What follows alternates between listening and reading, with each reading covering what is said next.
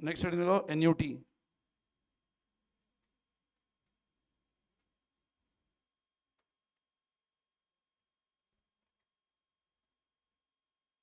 Annuity,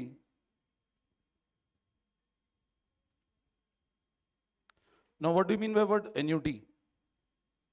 annuity मतलब क्या होता है? देखो, आप है ना, दो चीज समझो।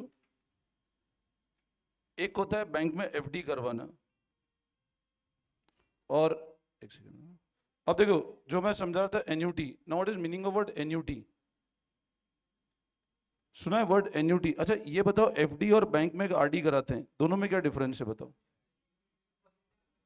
एक जना, हाँ मेरे को पता है।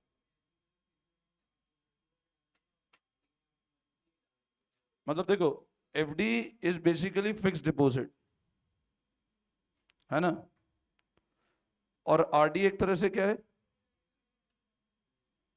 अब रिकरिंग डिपॉजिट मतलब बार बार। मैंने ऐसे सोचा, हर महीने एक 10,000 रुपए की आरडी खोल दी मैंने, तो ये जो आरडी होता है ना, इसका मतलब हुआ एन्यूटी। मतलब एन्यूटी मतलब क्या है? It is a series of regular payment. It is known as series of, मतलब जब मैं रेगुलर बेसिस पे एक अमाउंट इन्वेस्ट करता हूं, तो वो कहलाता है आरडी। अब जैसे एक चीज समझना, मैं आपको ऐसे बोलता हूं, मैंने 1 लाख रुपए जमा करा है बैंक में, रेट ऑफ इंटरेस्ट है 10%, 7 सालों के लिए। 1 लाख रुपए जमा करा है बैंक में 10% पे 7 ईयर्स के लिए। मैं बोलता हूँ ये बताओ 7 साल बाद कितना पैसा मिलेगा मेरे को?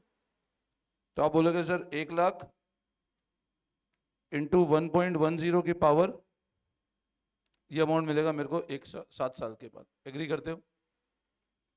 लेकिन अब अगर मान लो मैं कहता हूं मैं हर साल 1-1 लाख रुपए जमा कर रहा हूं, पहले साल फिर 1 लाख जमा किए, फिर 1 लाख जमा किए, ऐसे हर साल 1-1 लाख रुपए जमा करता हूं, तो अब बताओ मेरे को 7 साल बाद कितना पैसा मिलेगा?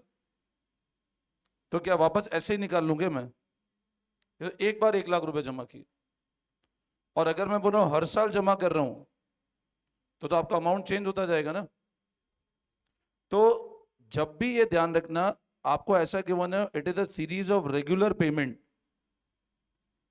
ऐसा गिवन हो it is a series of regular payment, तो वो कहलाता है एन्यूटी। Getting my point? अब एक बार पेमेंट किया तो या तो ब्याज सिंपल में मिलेगा या कंपाउंड पे मिलेगा, बट जब हर टाइम इन्वेस्ट कर रहे हो तो सिंपल का कंसेप्ट आएगा ही नहीं। आरडी कोई बंदा कराते ही क्यों है?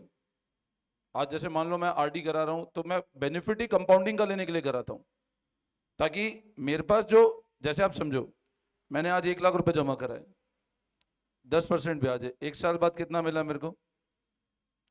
अब वापस 1 लाख इन्वेस्ट किए, 10% का ब्याज है, तो ये वाला इसमें क्लब होगा, और इस पे 10% मिलेगा, तो मेरे को इंटरेस्ट पे इंटरेस्ट चाहिए, तभी तो मैं आरडी करवा रहा हूं। तो एन्यूटी में कभी भी सिंपल इंटरेस्ट होता ही नहीं है। एन्यूटी मतलब बात ही कंपाउंड इंटरेस्ट की है। आई बात समझ में? Now what is meaning of word annuity? It is series of regular payment which is made over a periodic interval. मतलब कुछ अमाउंट जो हमने रेगुलर बेसिस पे इन्वेस्ट किया, एक टाइम बाद अमाउंट बड़ा बन जाएगा, वो कहलाता है एन्यूटी। तो लिखो एन्यूटी के अंदर, it is a series of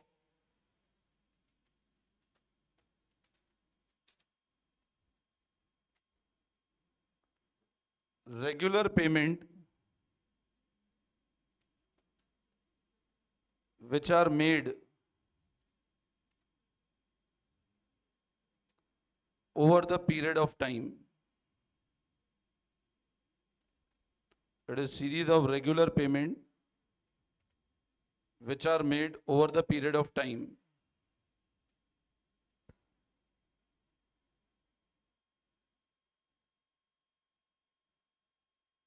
फिर लिखो, the annuity is mainly divided into,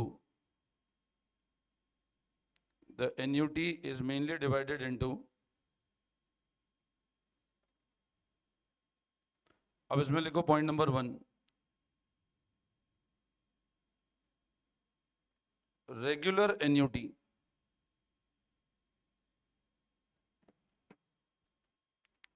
देखो where first payment is made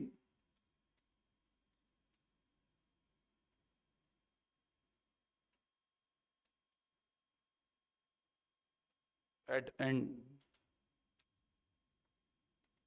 और फिर लिखो इमीडिएट एन्यूटी।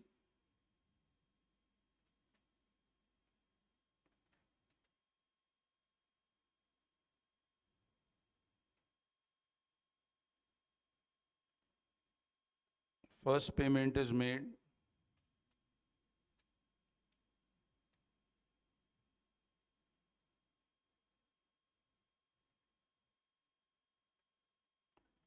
तो पहला तो हुआ रेगुलर एन्यूटी, जहां पहला पेमेंट कर रहे हैं हम लोग एंड में, और सेकंड हुआ इमीडिएट एन्यूटी, जहां पहला पेमेंट कर रहे हैं हम लोग बिगिनिंग के अंदर। एक बार लिख लो आप, फिर मैं समझा रहा हूं एक बार।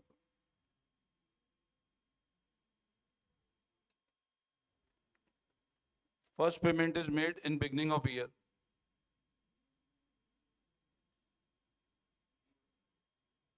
दैट इज ईयर जीरो, ऐसे लिखना दैट इज ईयर जीरो, और एक नोट करके लिखना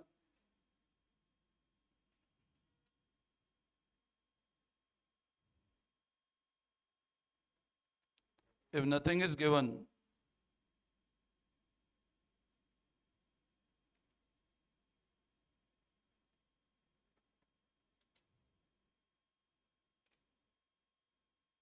always assume regular annuity। कुछ भी गिवन नहीं है तो हमेशा रेगुलर एन्यूटी मानना है उसको।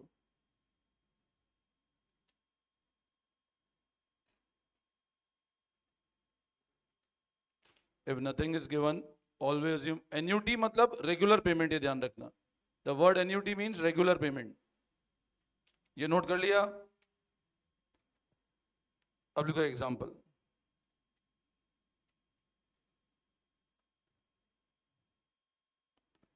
Find the future value of annuity of रुपी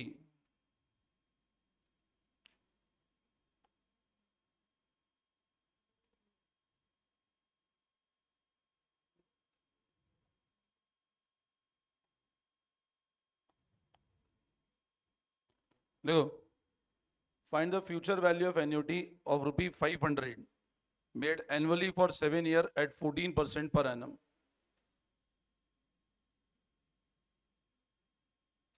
अब पहले इसको नोट कर लो, फिर मैं समझा रहा हूं कंसेप्ट इसको। ये नोट कर लिया, ठीक है। अब सब लोग ध्यान देना एक बार, देखो क्वेश्चन क्या बोल रहा है हमको, you need to find the future value of annuity of rupee 500। क्या निकालना है? एन्यूटी का फ्यूचर वैल्यू निकालो, कितने रुपए का, जो कितने साल तक किया, 7 साल तक, क्या रेट ऑफ इंटरेस्ट पे, 14% पे। सुनना ध्यान से, क्वेश्चन ये बोल रहा है एन्यूटी का फ्यूचर। अब इसका मतलब क्या हुआ, पहले साल, दूसरे साल, तीसरे साल, चौथे साल, पांचवें साल।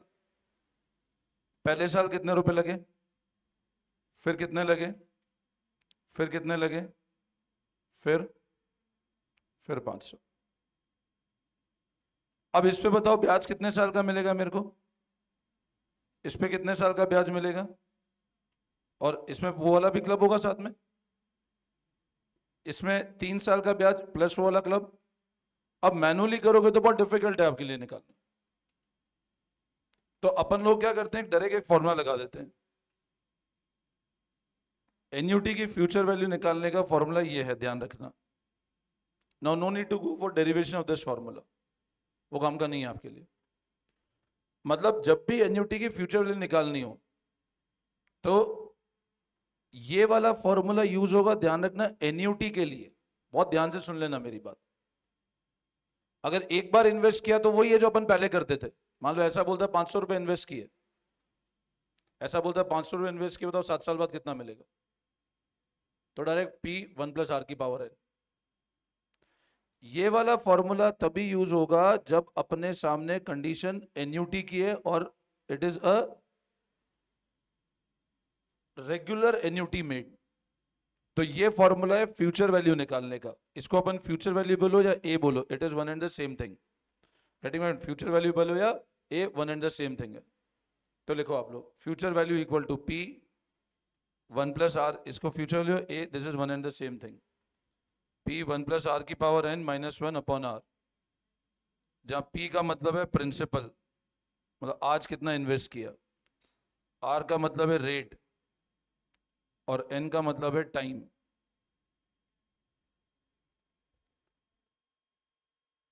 P equal to principal,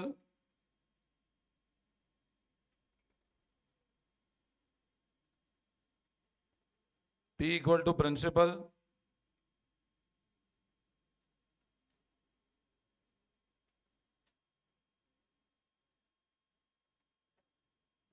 P stand for principal, है ना।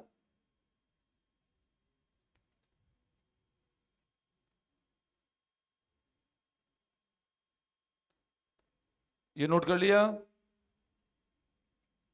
अब मेरे को बताओ, इस केस में कैसे निकालें फ्यूचर वैल्यू।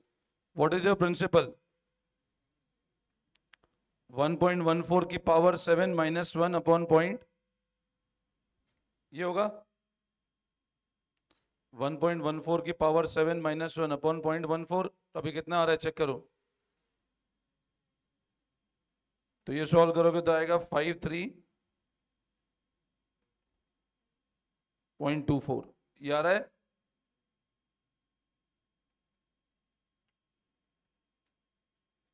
अब देखो लॉजिक समझो, 500 रुपए लगाए कितने साल तक, 7 साल तक। तो अमाउंट कितना बना जा करके, टोटल कितना इन्वेस्ट किया, 3,500 रुपए। बट ये जो डिफरेंस है इंटरेस्ट है। आपसे पूछे इंटरेस्ट बताओ, अगर आपसे ऐसा बोले कि ये बताओ इंटरेस्ट कितना है, तो इंटरेस्ट कितना होगा बताओ। मैंने टोटल इन्वेस्ट 500 रुपए किया 7 ईयर्स तक। भाई 500 रुपए लगाए ना 7 साल तक, मेरी जेब से 500 रुपए गए ना, तो इंटरेस्ट कितना होगा बताओ। आप बोलोगे 5365 माइनस, ये इंटरेस्ट होगा, कितना आता है ये,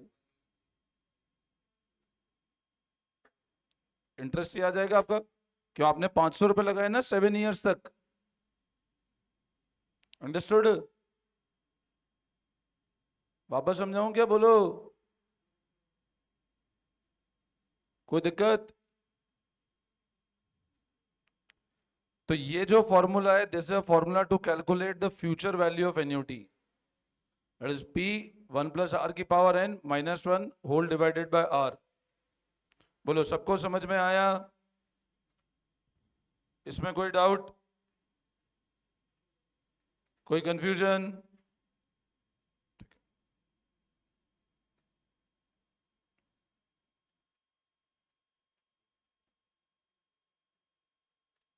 अच्छा एक क्वेश्चन और लिखो, रुपी 200 is invested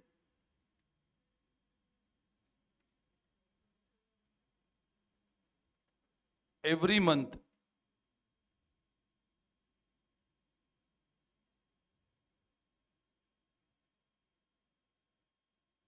at 6% per annum compounded monthly.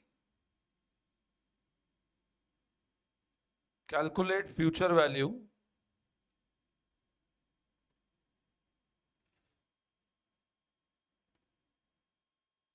after 10th payment. Rupee 200 is invested every month at 6% per annum compounded monthly. Calculate future value after 10th payment. अब 200 रुपए इन्वेस्ट कैसे किए बताओ, हर महीने इन्वेस्ट किए आपने, मतलब आपने इन्वेस्ट 10 महीने तक किया है। तो बताओ रेट 6% लें या इसको अपन कन्वर्ट करें, रेट को क्या करें बोलो, 6% पर एनम है तो मंथ में कन्वर्ट करें ना। तो बताओ रेट पर मंथ कितनी आएगी बोलो,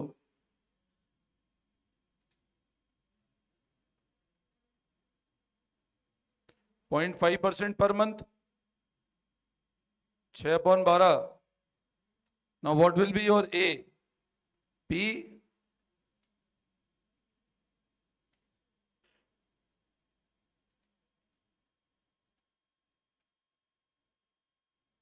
0.5% मतलब 1.005, 0.5 को परसेंट में कन्वर्ट करो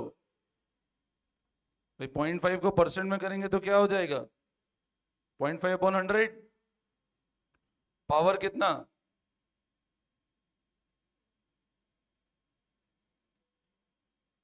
निकालो ये कितना आ रहा है। 1 + r की पावर n -1/r कितना आ रहा है 2044 आ रहा होगा अप्रोक्सीमेटली। हाँ ठीक है, मतलब इंटरेस्ट 44 रुपए का है। 0.5% का ब्याज है, 44 रुपये का इंटरेस्ट है, अप्रोक्सीमेट है ना ये figure.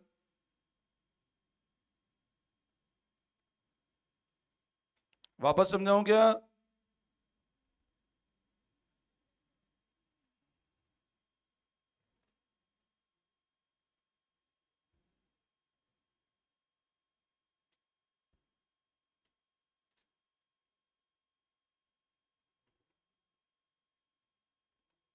should I explain this again? Any doubt? Clear है बिल्कुल।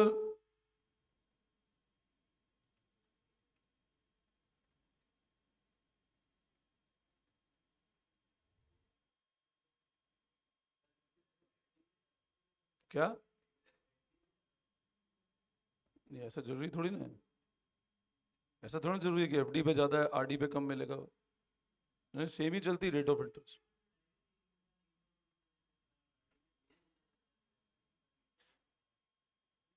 नहीं नहीं, तो उस ये कोई लॉजिक थोड़ी ना है कि एक साथ दोगे तो पैसा ब्याज ज्यादा मिलेगा और धीरे धीरे दोगे तो ब्याज कम मिलेगा, ऐसा थोड़ी ना होता। बैंक को ये तो इन्वेस्टमेंट आपके ऊपर डिपेंड करता है भाई, ये तो आपके ऊपर डिपेंड करता है आपके पास कितना पैसा है, बट जनरली इंटरेस्ट सेम ही रहता है उसके अंदर दोनों में। आरडी में फायदा क्या होता है, कंपाउंड इंटरेस्ट का फायदा बहुत ज्यादा मिलता है आरडी पे। आरडी एक तरह से पता है तुम लोगों ने म्यूचुअल फंड में एक सुना है SIP, systematic investment plan, that is a type of systematic investment plan. आप हर महीने धीरे धीरे पैसा इन्वेस्ट, जैसे अभी तुम एज ए स्टूडेंट आपको लगता है हमको भी कुछ सेविंग स्टार्ट करनी है, अब आपको ये लगता है हम कितना पैसा निकाल सकते हैं महीने का, आपको लगता है महीने का 1000 रुपये हम इन्वेस्ट कर सकते हैं, तो you can also start SIP।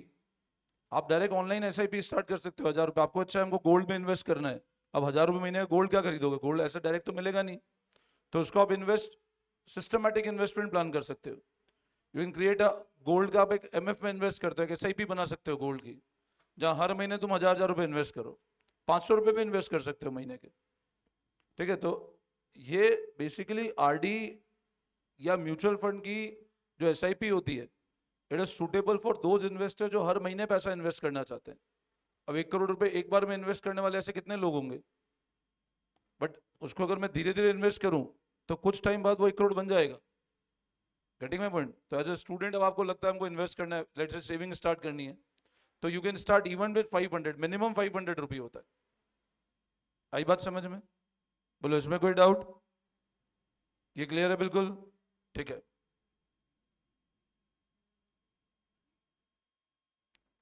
अच्छा अब लिखो नेक्स्ट लाइन में, for calculation of immediate annuity, for calculating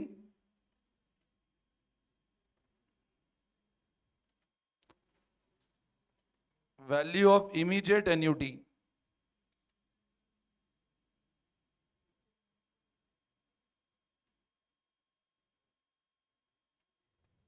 और एन्यूटी ड्यू, मतलब अपने को अगर इमीडिएट एन्यूटी निकालना है या ड्यू, मतलब जहां पर फर्स्ट पेमेंट कब हो रहा है,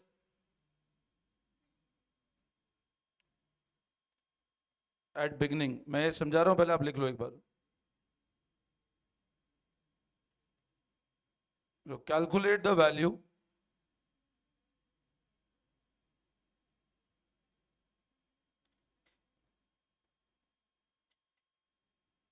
assuming regular annuity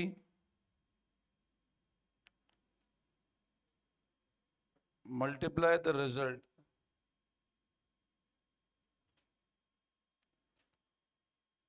with 1 plus r. Calculate the value assuming regular annuity. और एंड में रिजल्ट को 1 plus r से मल्टीप्लाई कर दो.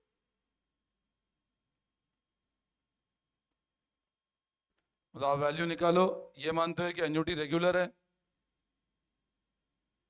And then multiply the result with 1 plus r.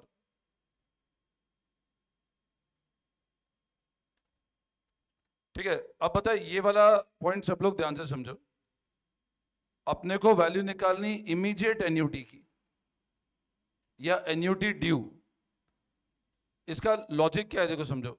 जैसे मैं आपको दो एग्जांपल बता रहा हूं. मैंने 500 रुपए इन्वेस्ट किए और मान लो इन्वेस्टमेंट किया, कुछ भी गिवन नहीं. जैसे ये ऊपर वाला केस था ना, ये वाला अपन ने जो क्वेश्चन किया, जैसे मान लो 500 रुपए इन्वेस्ट किए, आपको सिंपल गिवन है. इसका मतलब क्या है, हमने 500 रुपी जो इन्वेस्टमेंट स्टार्ट किया वो साल के एंड से स्टार्ट किया. यहां लिखवा रखा है मैं, देखो. रेगुलर मतलब पहला पेमेंट कब किया, एट द एंड.